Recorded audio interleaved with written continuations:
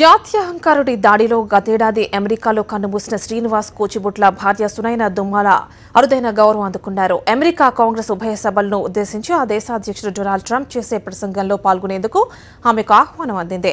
ఈ కార్యక్రమం ఈ నెల 30న జరగనుంది. అమెరికా కాంగ్రెస్ ఉభయ సభలను ఉద్దేశించి అధ్యక్షుడు ట్రంప్ చేసే మొదటి ప్రసంగం ఇదే. State of the union address గా పిలిచే ఈ సమావేశానికి సునైనను అమెరికా కాంగ్రెస్ సభ్యుడు కెవిన్ యోడర్ ఆహ్వానించారు. భర్త శ్రీనివాస్ తో వివాహం కారణంగా సునైనకు అమెరికా పౌరసత్వం లభించింది. భర్త చనిపోవడంతో ఆమె పౌరసత్వం కోల్పోయింది. కానీ అమెరికా ప్రభుత్వం ఆమె పౌరసత్వాన్ని కొనసాగిస్తోంది.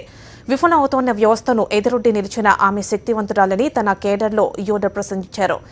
H-1B వీసా విషయంలో వివాదం చోటు చేసుకుంటున్న సమయంలో అమెరికా ప్రభుత్వం వలసదారులకు ఎటువంటి ఇబ్బంది ఉండదని చెప్పేందుకు ఈ ప్రయత్నం చేసినట్టు కనిపిస్తోంది. తమది అందరినీ ప్రేమించే దేశమని, ప్రతి ఒక్కరిని తాము స్వాగతిస్తామని యోటర్ పేర్కొన్నారు.